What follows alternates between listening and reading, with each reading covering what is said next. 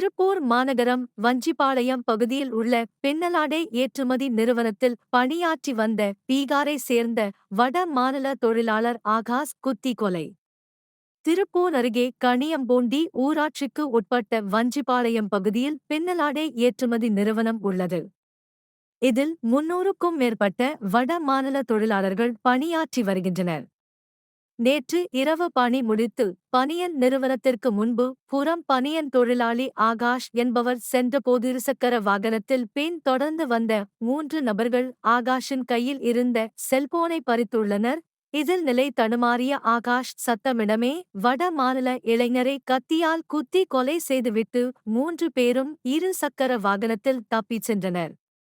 இந்த நிலையில் தகவல் அறிந்த சக வட மாநில தொழிலாளர்கள் இந்த கொலை சம்பவத்தில் ஈடுபட்ட குற்றவாளிகளை உடனடியாக கைது செய்ய வேண்டும், உரிய விசாரணை நடத்தப்பட வேண்டும் என கூறி பின்னலாடை நிறுவனத்தின் உட்புற பகுதியில் நின்று கொண்டு கோஷம் எழுப்பி ஆர்ப்பாட்டத்தில் ஈடுபட்டு வருகின்றனர்.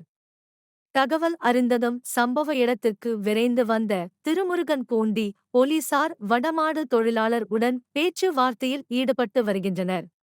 வட மாநில தொழிலாளர் குத்தி கொலை செய்யப்பட்ட சம்பவம் கணியம்பூண்டி பகுதியில் பெரும் பரபரப்பு ஏற்படுத்தியுள்ளது.